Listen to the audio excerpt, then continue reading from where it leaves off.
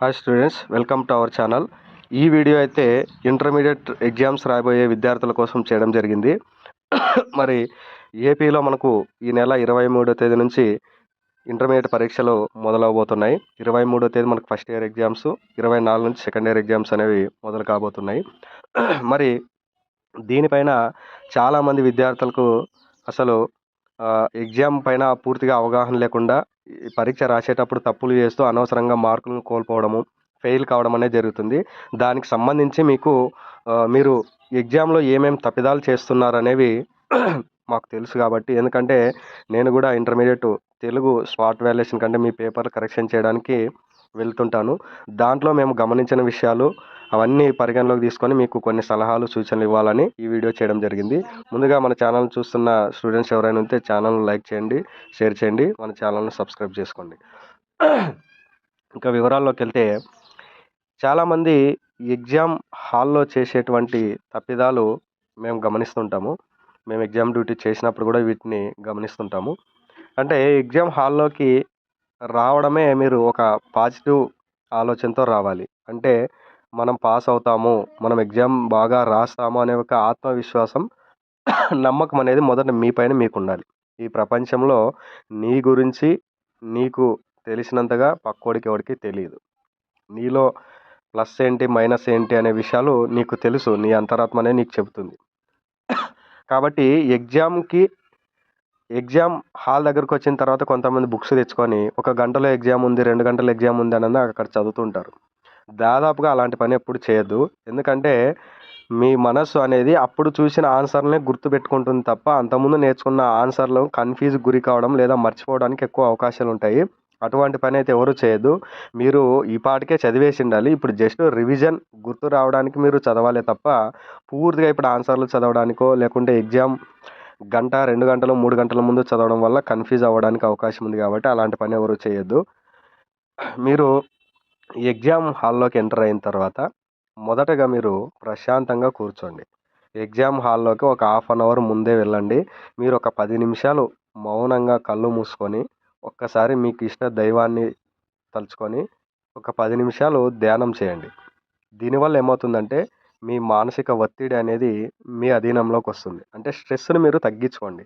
Paper ఎలాగొస్తుందో ఏమో, ఈరోజు ఏ set paper ఇస్తున్నాడో ఏమో, అది ఎలా ఉంటుందో ఏమో అనే వాటిని పక్కకు వదిలేసి ఒక 10 నిమిషాలు మౌనంగా ప్రశాంతతతో మీరు ఇష్టదైవాన్ని గుర్తు చేసుకొని ధ్యానం చేసుకోండి. తర్వాత ఎగ్జామినర్ హాల్లోకి ఎంటర్ అయిన తర్వాత మీ క్వశ్చన్ పేపర్ ఇచ్చిన తర్వాత ఒకసారి ఇన్స్ట్రక్షన్స్ చదవండి. చాలామంది విద్యార్థులు ఏం చేస్తారంటే ఇందులో ఏముంటాయిలే అని లైట్గా తీసుకుంటారు. మీ హాల్ టికెట్తో మీరు మర్చిపోకుండా హాల్ టికెట్ తీసుకెళ్ళండి. చాలామంది కన్ఫ్యూజన్లో హాల్ టికెట్ మర్చిపోతుంటారు. అప్పుడు మీకు ఎగ్జామినర్ బయట నిలబెట్టి వెయిట్ చేయించడము, మళ్ళీ హాల్ టికెట్ తీసుకోవడం అనేది, ఆలోపు మీరు ఒత్తిడి అనేది పెరిగిపోతుంది, టెన్షన్ పెరుగుతుంది, టైం అయిపోతుందని. కాబట్టి హాల్ టికెట్ మర్చిపోకుండా తీసుకెళ్ళండి. వీలైతే 2-3 హాల్ టికెట్ జిరాక్స్ చేసి పెట్టుకోండి. ఒకటి పోగొట్టిపోయినా మీకు జిరాక్స్ అనేది ఉంటుంది కాబట్టి.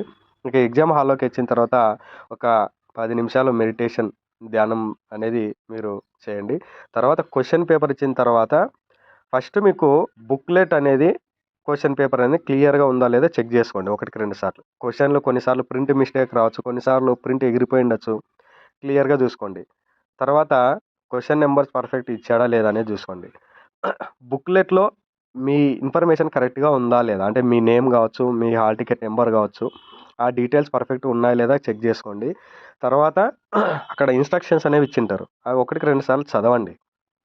చదివిన తర్వాత మీరు వాటిని ఏమేమి ఉన్నాయో జాగ్రత్తగా తెలుసుకోండి. ఏమైనా డౌట్ ఉంటే అక్కడ ఉన్న ఎగ్జామినర్ని అడిగి తెలుసుకోవచ్చు మీరు. అలాగే మీరు ఒక్కసారి ఇన్స్ట్రక్షన్స్ అన్నీ చదివిన తర్వాత క్వశ్చన్ పేపర్ను మొత్తం ఫస్ట్ రోమన్ నుండి లాస్ట్ రోమన్ నెంబర్ వరకు ఒకసారి మొత్తం క్వశ్చన్ పేపర్ని చూడండి. చూసిన తర్వాత మీకు ఒక ఐడియా వస్తుంది, అందులో ఎన్ని ఆన్సర్స్ నీకు పర్ఫెక్ట్గా వస్తాయి. అంటే 100% ఎన్ని ఆన్సర్స్ నీకు వస్తాయి, సగం వచ్చిన ఆన్సర్స్ ఎన్ని ఉన్నాయి, అసలు ఆన్సరే రాదు అనుకున్నవి ఎన్ని ఉన్నాయి. దీనిపైన నీకు ఒక ఐడియా వస్తుంది మనం ఎలా రాయాలనేది. కాబట్టి అందరూ ఏం చేస్తారంటే ఫస్ట్ క్వశ్చన్ ఆన్సర్ వచ్చిందని ఫస్టే మొదలు పెట్టేస్తారు. అలా కాదు, మొత్తం క్వశ్చన్ పేపర్ని ఒకసారి చదవండి. చదివిన తర్వాత మీకు ఒక ఐడియా వస్తుంది. ఇక రాసేటప్పుడు కొన్ని సలహాలు మీకు చెప్తాను. చాలామంది అక్కడ బుక్లెట్లో మీకు ఇన్స్ట్రక్షన్స్ ఇచ్చింటారు, వరుస క్రమంలోనే కంపల్సరిగా రాయండి అని. దాన్ని మీరు అసలు పెద్దగా పట్టించుకోవద్దండి. ఎందుకంటే వరుస క్రమంలోనే ఆన్సర్ రాయాలంటే నీకు ఫర్ ఎగ్జాంపుల్ ఫస్ట్ క్వెషన్‌కే ఆన్సర్ రాదు. లేదా నువ్వు వరుస క్రమంలో రాయాలని చెప్పి దాన్నే మొదలుపెట్టావనుకో, కొద్దిగా ఆన్సర్ రాస్తావు, వదిలేస్తావు. నెక్స్ట్ క్వెషన్‌కి సగం ఆన్సరే వస్తుంది. దాన్ని రాస్తావు, వదిలేస్తావు. మూడో క్వెషన్‌కి ఆన్సర్ ఫుల్ వస్తుంది. దాన్ని రాస్తావు. ఇలా రాయడం వల్ల ఏమవుతుందంటే పేపర్ దిద్దేటువంటి వ్యక్తికి నీ పైన ఒక నెగెటివ్ ఇంప్రెషన్ అనేది ఏర్పడుతుంది. దానివల్ల అనవసరంగా తర్వాత నువ్వు అన్ని ఆన్సర్‌లకు ఆన్సర్ బాగా రాసినా మార్కులు పెద్దగా రావడానికి అవకాశం ఉండదు. అందువల్ల ఫస్టు నీకు రోమన్ నంబరు, ఏ క్వెషన్ నంబర్ అనేది అనవసరం. 100% నీకు ఆన్సర్‌లు ఏవైతే వస్తాయో అవి ఫస్ట్ రాయండి. తర్వాత 50% ఆన్సర్ వస్తుంది అనుకున్న వాటిని రాయండి. తర్వాత ఏమీ రావు, లేకపోతే గుర్తు చేసుకుంటే ఆన్సర్ వస్తుందా అనుకున్న వాటిని చివర్లో రాయండి.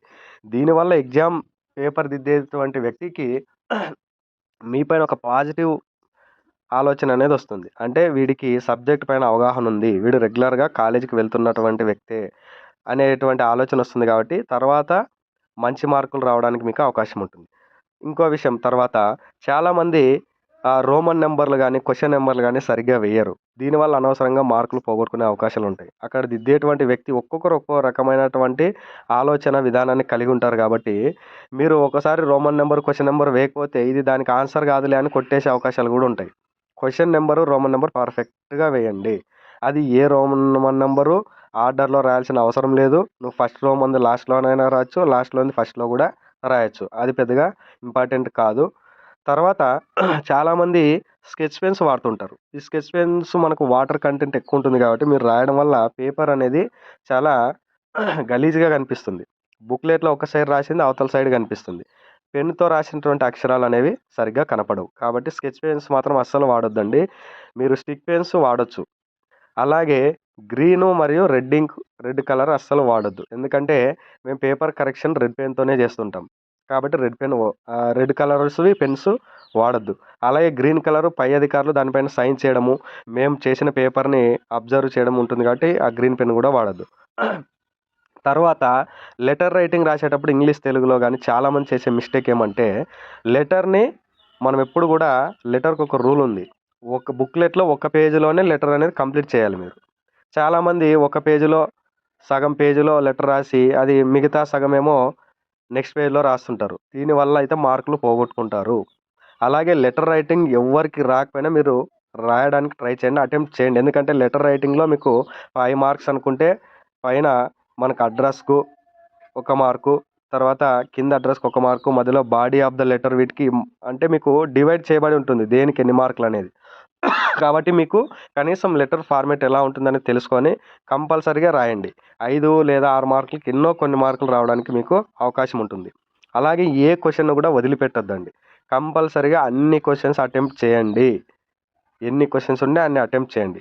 దీనివల్ల ఏమవుతుందంటే ఒక్కోసారి క్వెషన్ తప్పిచ్చి తర్వాత గవర్నమెంట్ మార్కులు యాడ్ చేసిందనుకో, నువ్వు ఆ క్వెషన్‌ని అసలు అటెంప్ట్ చేయలేదంటే అనవసరంగా మార్కులు కోల్పోతావు. కాబట్టి ఏ క్వెషన్ కూడా వదిలేయొద్దు. కంపల్సరీగా అన్ని క్వెషన్‌లు అటెంప్ట్ చేయండి. తర్వాత మీరు పేపర్‌ని స్పష్టంగా రాయండి. అంటే చాలామంది స్టిక్ పెన్స్‌తో డిజైన్‌లు వేయడము, కలర్ పెన్ యూజ్ చేయడము, దీనివల్ల టైం వేస్ట్ చేసుకొని ఆన్సర్ రాయడానికి మిగిలిన టైంని అనవసరంగా కోల్పోతుంటారు. మీరు ఎన్ని డిజైన్‌లు చేసినా, ఎన్ని చేసినా అక్కడ మీరు ఆన్సర్ అనేది పర్ఫెక్ట్‌గా రాయకపోతే ఏ ఎగ్జామినర్ కూడా అనవసరంగా మార్కులనేది ఇవ్వడు. అది గుర్తుంచుకోవాలి. తర్వాత మీకు వచ్చిన ఆన్సర్‌లకి మొదట ప్రియారిటీ ఇస్తూ మొత్తం కంప్లీట్ చేయండి. కొంతమంది స్టూడెంట్స్ ఎక్స్ట్రా ఆన్సర్స్ అని రాస్తుంటారు. అంటే వాళ్ళకి అన్ని ఆన్సర్స్ వచ్చుంటాయి. ఎక్స్ట్రా రాస్తుంటారు. ఆ ఎక్స్ట్రా ఆన్సర్స్ అనేవి రాసేటప్పుడు మీరు ఎన్నైతే అటెంప్ట్ చేసి 100% ఆన్సర్‌లు వస్తున్నాయి అనుకుంటున్నావో వాటిని ఫస్ట్‌గా రాసి చివర్లో ఎక్స్ట్రా ఆన్సర్స్ రాయండి.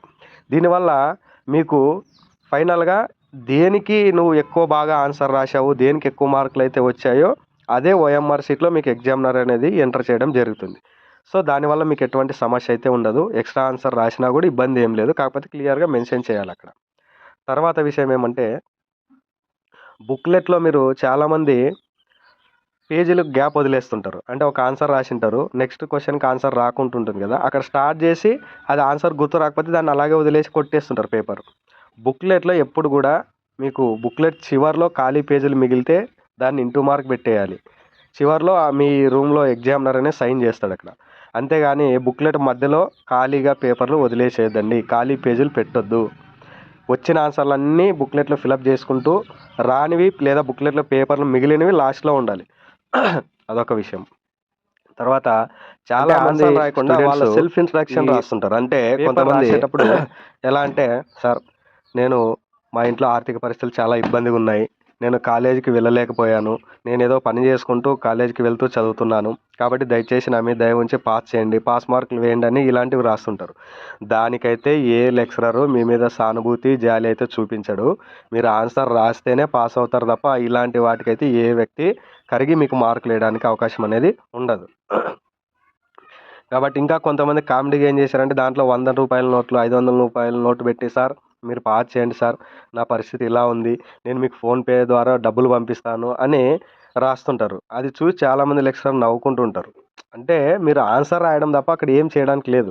నువ్వు 500 నోటు పెట్టేవాడిని పాస్ చేయడానికి నువ్వు అక్కడ అన్ని క్వశ్చన్స్కి ఆన్సర్ అటెంప్ట్ చేస్తే పాస్ అవుతావు తప్ప ఏమీ రాకుండా బుక్లెట్ పెట్టేసి వస్తే ఎవరు పాస్ చేసే అవకాశాలు ఉండవు.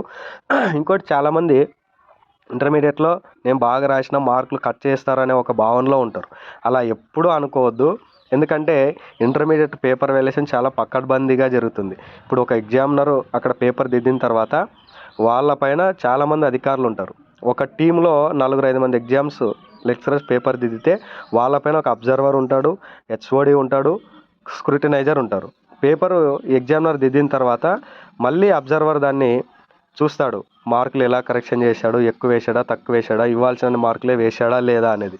తర్వాత హెచ్ఓడి అంటే ఆ సబ్జెక్ట్లో నిష్ణాతుడు, హెడ్ ఆఫ్ ది డిపార్ట్మెంట్ ఉంటాడు, ఆయన కరెక్షన్ చేస్తాడు.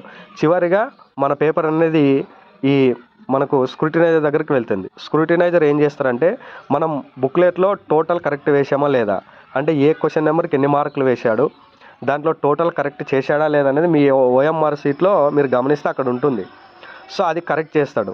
అక్కడ ఏదైనా తప్పు ఉంటే మాత్రం ఆ లెక్చరర్ పైన గవర్నమెంట్ అనేది మనకు చర్యలు తీసుకుంటుంది. కొన్నిసార్లు వాళ్ళపైన 2-3 సంవత్సరాలు ఎగ్జామ్స్ పేపర్ కరెక్షన్కి రాకుండా వాళ్ళకి సస్పెండ్ చేయడం జరుగుతుంది. అలాగే ఫైన్ కూడా వేస్తుంది.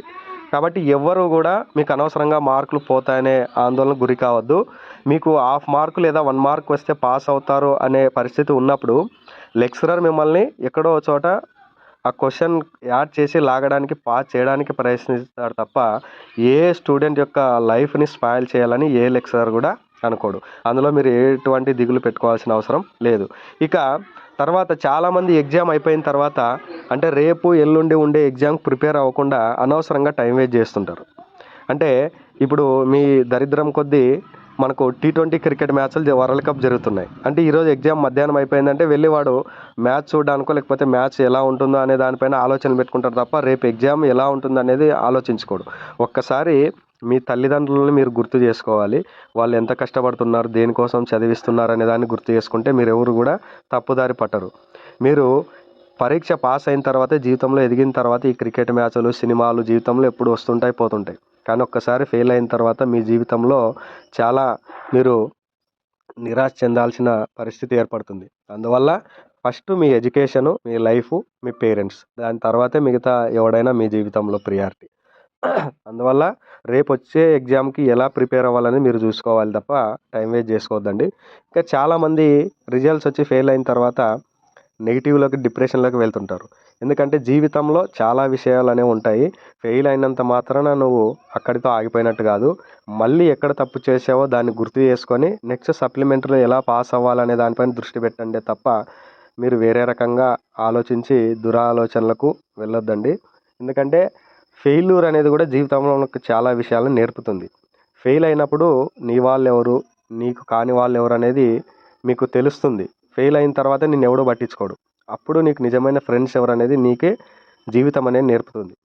అది తర్వాత మీరు రోమన్ నంబర్స్ వేసేటప్పుడు కానీ వీటిపైన క్లారిటీగా రాయండి.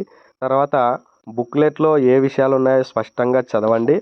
ఇక ఎగ్జామినర్స్తో కంపల్సరీగా మీరు ఏదైనా ఆన్సర్ కొట్టి వేస్తే అక్కడ మీరు ఆ ఎగ్జామినర్తో సైన్ చేయించాలి. ఆయన కొట్టి వేసాడా లేకపోతే డీబార్ అయ్యారా ఏందనేది.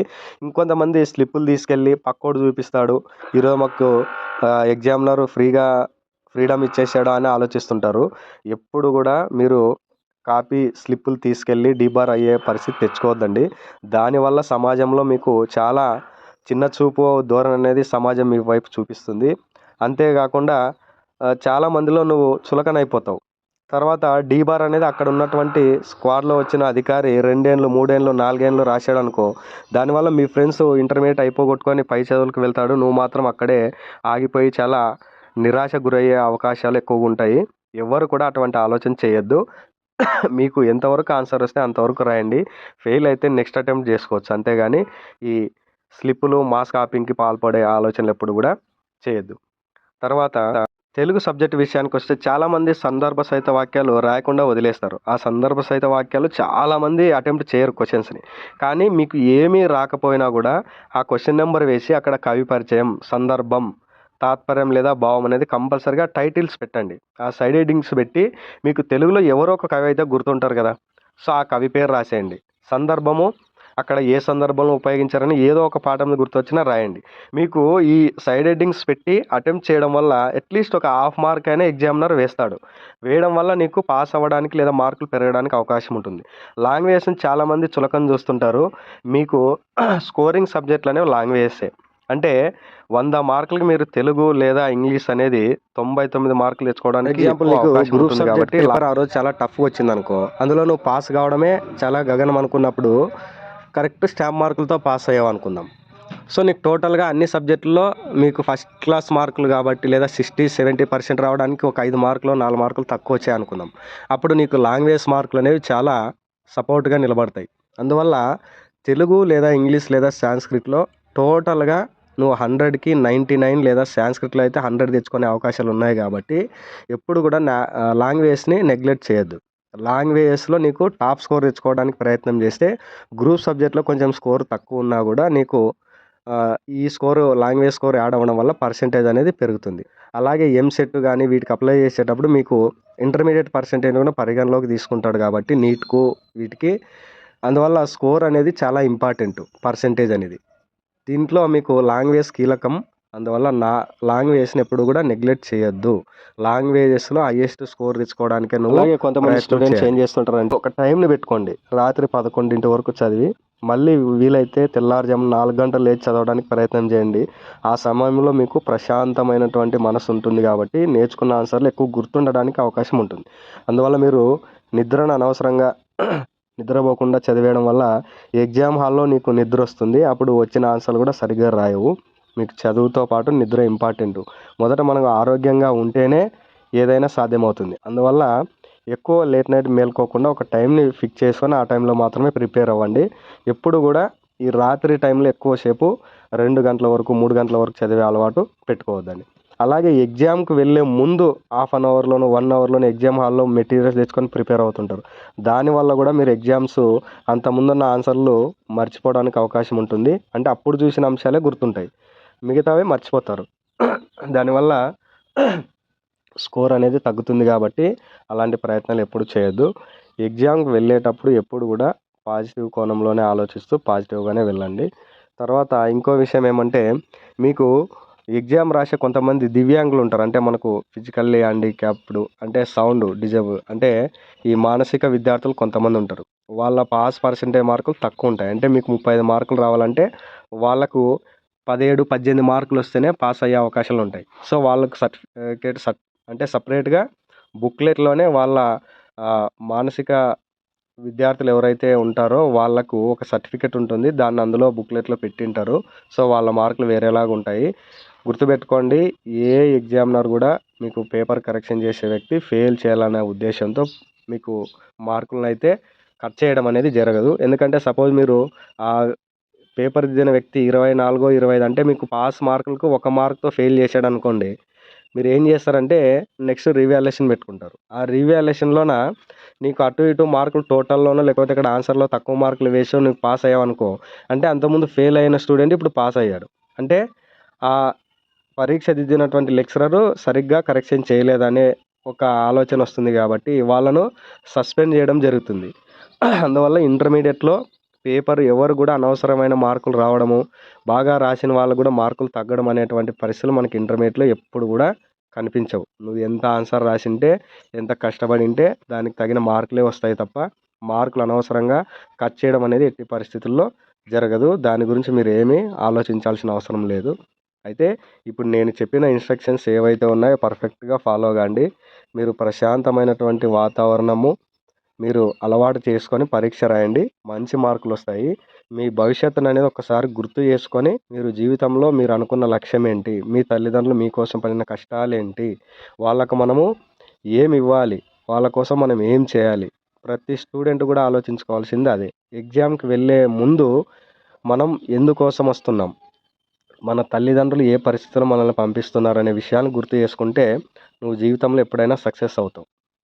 అది పక్కన పెట్టేసి తాత్కాలిక ఆనందాల కోసం నువ్వు ఆరాటపడితే తర్వాత ఇప్పుడు నువ్వు సంతోషంగా ఉన్న జీవితంలో కష్టాలని ఎదురు చూడాల్సి వస్తుంది. అందువల్ల ఎప్పుడు కూడా నీ లక్ష్యం ఎటువైపు ఉందో అది చేరుకోవడానికి చాలా సమయం పడుతుంది. దానికోసం నువ్వు వీటిని అధిగమించుకుంటూ వెళ్ళాల్సి వస్తుంది.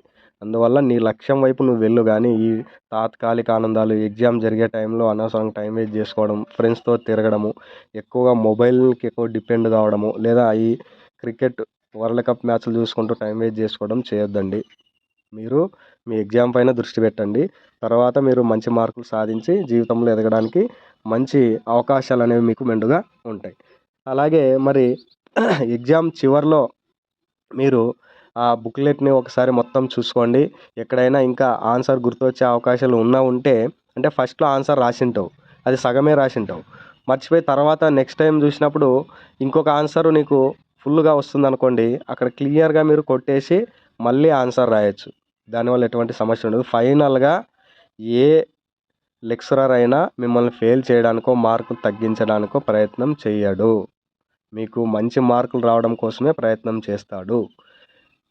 అలాగే మీ పర్సనల్ డేటా అనేది అక్కడ మీ ఓఎంఆర్ షీట్లో పైన ఉంటుంది. మీ హాల్ టికెట్ నెంబర్, మీ ఫోటో అది తీసేసింటారు. అంటే నువ్వు ఆ పేపర్ అనేది ఏ స్టూడెంట్ది, ఏ జిల్లా వ్యక్తిది అనేది ఎవ్వరికి అక్కడ లెక్చరర్కి తెలియదు.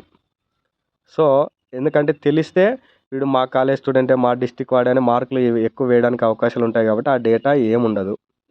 అలాగే మీరు కరెక్ట్ ఆన్సర్ రాసింటే దానికి మార్కులు అనేవి ఏ లెక్చరర్ కూడా తగ్గించే అవకాశం ఉండదు. అలా తగ్గిస్తే వాళ్ళపైన కఠిన చర్యలు పై అధికారులు తీసుకుంటారు.